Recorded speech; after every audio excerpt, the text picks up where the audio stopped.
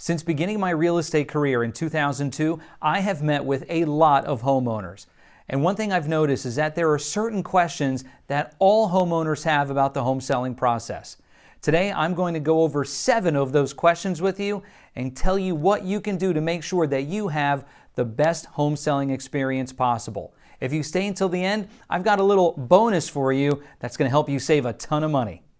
This is Monday Mornings with Mark. Hi, I'm your host, Mark J. Schmidt of RE/MAX Country and MoveMeMark.com, where I help you get the most out of the real estate market and your home. If you're new here, be sure to subscribe to our channel on YouTube and make sure you like us on Facebook so you don't miss out. So as I was saying, there are certain questions that every homeowner has about selling their home. Selling your home is a fantastic time in a person's life, but it can also be very stressful, kind of scary. It's like you're going into the unknown. So today I want to go over 7 of those questions that I'm so commonly asked so that you can have all the information you need to make the best decisions for you and your family. So let's get started. The first question is, what's the first step in the home selling process? Well, if you're like most people, you're probably going to be selling this home and buying another home. So the first step in the home selling process is to get pre-qualified by a lender for a mortgage. You see, if you're going to need a mortgage to go into that next house, if you're not paying cash, getting pre-qualified is crucial because it's going to let you know how much money you have to work with, and also the lender's going to be able to tell you things that will help you improve how much money you qualify for, see if there's anything on your credit that you may need to take care of just to improve your chances of getting that loan, and it's going to give you a path to run on. You want to see how much money you qualify for because listen, if you say, you know what, I want to sell this home and then move into a larger home, you want to make sure you actually qualify to move into that larger home. Just because you're doing well with your mortgage now doesn't necessarily mean that you're going to qualify for that larger mortgage for the next house. So the first step is definitely speak to a lender about getting pre-qualified for your next mortgage. Now, question number 2 is, what do I need to do to get ready to sell?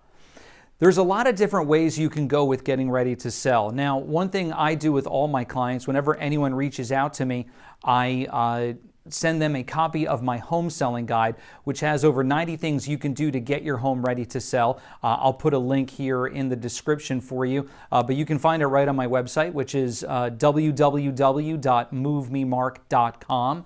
But one thing that I like to do is once you read through my home selling guide, I like to come to your house and go through your home with you and tell you things that you should and shouldn't do to get your home ready to sell. Let me give you a wonderful example, featuring my own mother of all people. My mom was living in this townhouse and she was thinking about selling. She wanted to move to a different area. And she called me up one night and she said, Mark, do you know how I've got the stairs in my unit going upstairs and I leave my mail on the stairs there? I said, yeah. She said, well, I moved my mail and the carpet is all dirty there. Should I replace all the carpeting? And I said, Mom, before you replace all your carpeting, why don't you try vacuuming? See what happens after you vacuum. So she took out her vacuum, called me 10 minutes later, and she said, that worked. It looks so much better now. So you see, my job is to give you no-cost and low-cost ideas to help you get your home ready to sell and to make sure you net the most money possible. You don't want to spend a lot of money doing something that's not going to give you a return. Last year, I sold a home that we actually wound up selling for $50,000 over the asking price. The homeowners were thinking about taking this closet. They had a closet that was probably like an 8 by 10 closet. It was a pretty large room. And the wife said, we're going to put crown molding all over here. And I said, why? It's an unfinished room. Just leave it. The next owner can figure out what they want to do. Well, after we got multiple offers and we went $50,000 over asking, she turned to me and she said, thank you for telling me not to do that because it would have been money wasted. So take me up on this. Have me out to your home. I'll be happy to come by and tell you what you should and shouldn't do so you don't spend money you don't need to, and so you can get a return on the money that you do spend. Another tip I like to give homeowners is Take a step back from your home and look at your home in the eyes of a buyer. If you were a buyer entering your home, how would you feel looking at how you've kept your home up? I went to a home once years ago where the hinge came off one of the bedroom doors, so they just stuck the door to the door frame with duct tape. For some reason, that seemed fine to them, but if they had put themselves in the eyes of a buyer, they probably would have seen that it wasn't a great idea to do that. So definitely a great piece of advice. Don't consider your home from your own viewpoint. Consider it from the viewpoint of the people who are going to come see it. Now, question number 3, should I buy before I sell? This question comes up a lot because many people are nervous about not being able to find their next home. Most often, though, you're going to need the proceeds from the sale of your current home in order to buy your next home. So it's really not a good idea to try to buy your next home before putting your current home on the market. There's also a huge challenge with doing it that way. Most times when you are going to put an offer on a home before selling your own home, you're going to have to make that offer contingent on your home sale. When a homeowner sees this as the person whose home you're looking to buy, what they most often will do is, even if they accept it, now first of all, it's a little bit harder to get your offer accepted if you've got a home sale contingency on it. But even if they do accept your offer, what they will do is they will keep marketing their home. They will keep their home active on the multiple listing system, and they'll keep allowing showings. So that if someone else comes in and says, listen, we'd like to make an offer on your home, they'll give you the right of first refusal. They'll say, listen, you have 24 hours to remove your home sale contingency, otherwise we're going to kill your deal and go with this other deal. Don't do that. It leads to so much heartache. It's so stressful to say, gee, I'm under the gun here. I've got to get my home sold before someone else finds my dream home that I want to buy. Just don't get involved in it. You can go and get your home on the market, and if marketed properly, if marketed aggressively, you can find the right buyer who's going to be able to give you time to find your next home and then close on it so you can actually make the two closings coincide. So most often, it's not a good idea to buy before you sell. Now listen, if you qualify for a mortgage where you don't have to sell your home before you buy, then you can do it. If you have cash and you say, you know what, I've got all this money saved up, I'm just going to buy my next home for cash, great, you can do that. I have clients all the time who, they want to sell their home and buy their next home, but they're paying cash for the next home. That's fine, you can do that. But in most cases, you're really going to need to get your home under contract before you start looking for your next home. Don't put yourself through that stress. It's totally not worth it. Question number 4, how long will it take my home to sell? That's a great question, and one that can be answered in 2 different ways. The first way is, how long will it take us to find a buyer for your home? That depends on a few things. First, it depends on the market. Are we in a hot seller's market or in a buyer's market? If there are more buyers out in the market right now than homes available, we may not have a bad time. But if it's flipped and there are more sellers out in the market than buyers available, well, it might take you a little bit longer. Once we actually find that buyer for your home, it usually will take from the time you sign a contract to the closing anywhere from 45 to 60 days. Closings can be done in a shorter amount of time. Sometimes they're done a little bit longer, but 45 to 60 days is typically the average when selling your home. Question number 5, can I price my home above my neighbor's homes? That's a good question. The first thing to consider is your home worth more than your neighbor's homes? Do you have any upgrades or any additions or renovations that your neighbors don't have? If you do, you can definitely price your home higher than your neighbors. If you don't, you might be putting yourself at a real disadvantage by pricing yourself too high. Now you have to remember something. Homeowners typically think that there are 3 ways to price a home. The first way homeowners like to price their homes is on the high side. When they do this, they think that, we'll price it high, we'll have room to come down if someone wants to try to negotiate.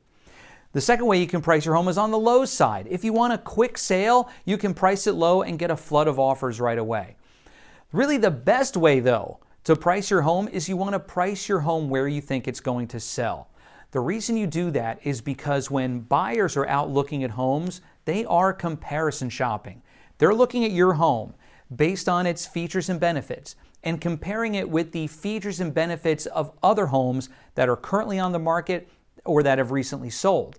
So if they see that your price is way out of whack for what the market shows, they're not going to come in and, they're not going to look at your home, number one, and they're definitely not going to put an offer on your home. As I tell all my clients, the market will always tell you how your home is priced. If you find you're having showings but no offers, you're a little bit too high. If you find you're having no showings and no offers, you're a lot too high. So one thing I like to do for my clients is really dig down and make sure that we're pricing your home to get you maximum value and get the maximum amount of buyers in so that you don't lose any equity and you don't have to go reduce your price and potentially put yourself in a precarious negotiating situation. Question number 6, can I sell my home as is? This question comes up quite a bit, and it's not always a good idea to sell your home as is. You see, if you market your home as an as-is sale, that seems to tell buyers that there may be some problems with this home. You're not going to want to come in with a strong offer. When you're looking at my home, you're going to want to kind of figure out what needs to be done and then take that money off of your offer. It's not a great way, promoting an as-is sale, of getting top dollar for your home. Now, it can be a good way to sell your home quickly, and if your home definitely does need a lot of work, sell it as is. Be honest with the buyers who are out there so that they know what to expect when they come. But if your home is in pretty decent shape, if you've kept your home up and you just don't want buyers coming in nickel and diming you over little things, there's a way to get around that. You don't want to sell as is. What you want to do is, and what I do when I'm representing a seller, is I tell the buyer's agents, listen, we're going to agree to this offer, but it's based on the knowledge that when your client has their home inspection, they're not going to go crazy. My client will be happy to look into any health issues, any safety hazards, things like that. But don't come to us with, the kitchen faucet handle is a little jiggly. We don't care about that. We're not doing anything cosmetic. We're only going to be talking about major systems and, looking into those things. So as long as you set the expectation up front, you don't have to worry about someone coming in and trying to use the home inspection as a second time to negotiate the price of your house down. But selling as is, like I said, it's great if you've got a home with a lot of problems, but it's not so great if you've got a home that's in pretty decent shape. Now, question number 7, should I be here when buyers come to see my home? Well, the short answer to that is no. Don't be there when the buyers are coming by. Now listen, if it's unavoidable, that's fine. I tell my clients, if it's like torrentially raining outside and you just can't leave, sit down in one room, sit in your living room, watch TV.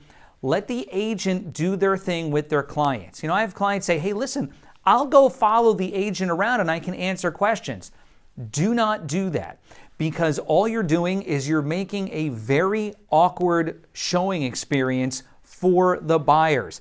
And sometimes you may be offering up information that's actually going to be detrimental to your home sale. Many years ago, I was showing a home to a client, and it was this lovely home in Cranberry. Across the street was an open field. And my client turned to the homeowner who was home and said, hey, what's with the big open field across the street? Do they grow crops there? The homeowner said, yeah, they grow corn there. It was just zoned light industrial. So what she said there was that there was probably a warehouse that was going to be going up there. And my client right away said, no, thank you, I'm out of here. You can actually hurt your own home sale by talking too much while buyers are here. Remember something too.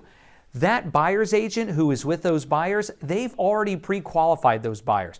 They know what their buyers are looking for. They know what their buyers' hot buttons are. So if you start addressing something that is not a hot button for that buyer, you're potentially putting selling your own home at risk. So just don't do it. Leave if you can. If you can't, just stay in one room. Don't say anything. If they have questions, you can certainly answer them. I like to tell my clients, just tell them that you can call Mark. He'll be happy to answer any questions you have. Now listen, I did tell you there was a bonus, and the bonus is this. If you are home for a showing of your home, never, ever, under any circumstances, apologize for anything. What happens is that, we take pride in our homes, and, we're excited about what we've done and how we've kept them up. And as a homeowner, when you are showing someone around your home, or maybe you're not even showing them, you just greet them at the door because you're going to be home for the showing, don't say stuff like, oh, I'm sorry about the crack in the wall over there, or I'm sorry that's scuffed over there. All you're doing is you're pointing these things out to these people.